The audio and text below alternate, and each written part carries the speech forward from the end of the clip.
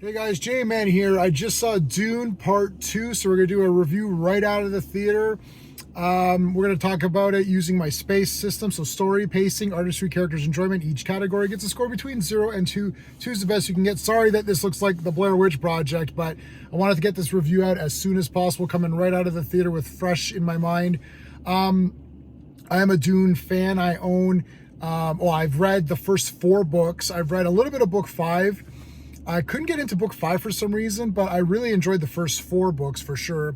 I own all the Dune movies, miniseries. I think I have almost all the figures from the original toy line, including the worm. So I am a pretty big fan of Dune. Not super nerdy about it. The first movie of this, I think I gave it like a 6 out of 10 or maybe a 7 out of 10.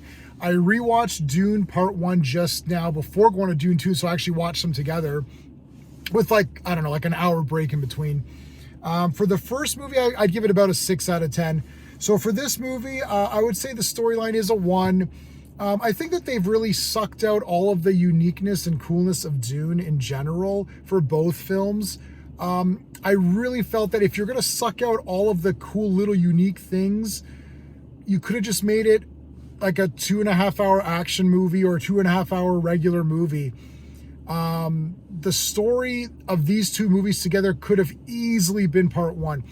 Dune the book, if you were actually going to do the books, you'd have to almost make it like Game of Thrones, where you have like maybe 8 episodes for book 1 and like, maybe 3 or 4 episodes for book 2, and then book 3 would be another like 6 episodes or something. You'd almost have to do it like mini-series, like the way they kind of did it back in the day with Dune and then Children of Dune.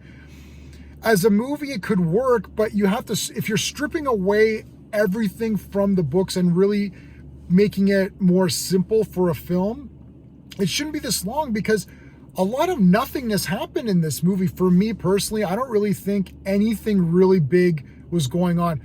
This was almost 3 hours. It could have easily been like 100 minutes, like easily, like a lot of repetitive stuff. Oh, he has dreams and then he's in the desert, he's learning stuff. Like, just have him learn stuff quickly in a montage, like whatever.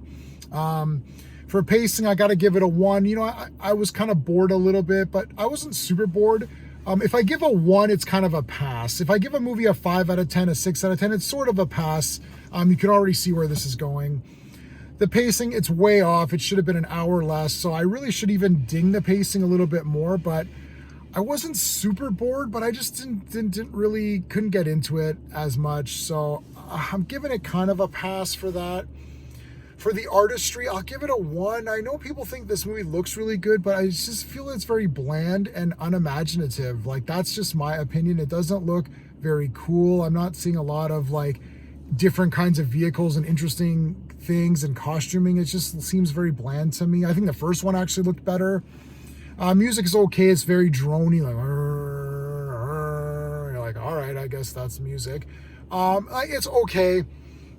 Characters, I'll give it a 1. Paul is okay. Chani kind of sucks. They changed the character in this, I think. I haven't read the books in a while, but I think Chani was just believed in Paul, and she just doesn't believe him in this movie because of reasons. It's like, oh, we have to give Zendaya more to do, I guess. So she doesn't believe that he's the one. You're like, all right.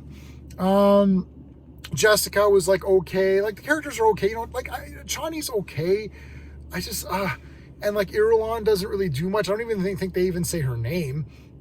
Like Fade was probably the best character to be honest. Like, this Fade guy's pretty cool. He was pretty like interesting and kind of crazy, so I liked him. It was okay. Enjoyment factor, I'll give it a 1. I'll give this movie a 5 out of 10. It was okay. I'll get it on 4K because I do have the other one. I'll watch part 3 and I'll see where I'm at after I see the third one. But I honestly think that this really should have just been one movie.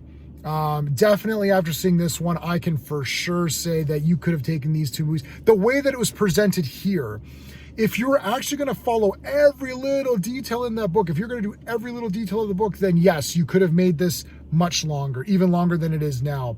But to strip away all these things, and what was left was just drawn out. It just feels.